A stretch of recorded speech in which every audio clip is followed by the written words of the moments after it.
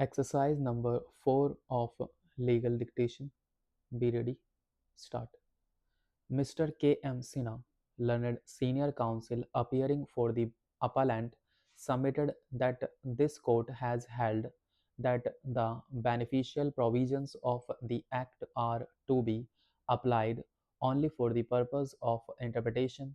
of the Act and not for arriving at a conclusion whether a person is juvenile or not, and the question whether an offender was juvenile on the date of commission of the offense or not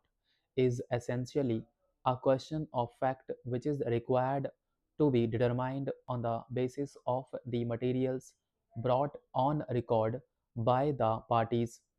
He submitted that this court has further held that Section 35 of the Evidence Act, which provides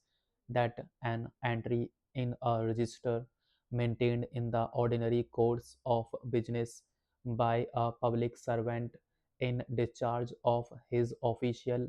duty or by any other person in performance of a duty especially enjoined by the law of the country will only apply if the conditions mentioned in Section 35 are fulfilled. He submitted that Section 35 of the Evidence Act could not be applied to the entry of date of birth of respondent number 1 in the school records produced on behalf of respondent number 1 before the trial court on and on the evidence as produced. The trial court rightly held that the date of birth of respondent number 1 cannot be believed to be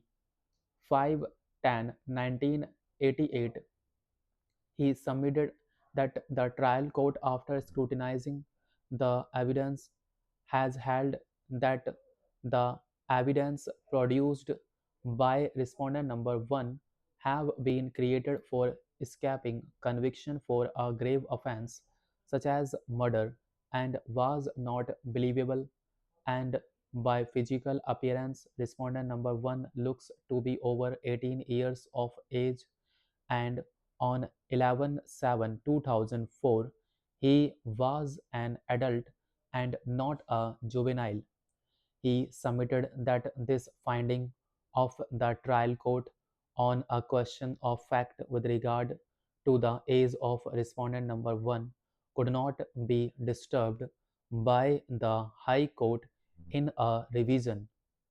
In support of this proposition, he relied on Seethamani Rao versus State of UP 1986 for SCC 447, in which this court has held that the High Court,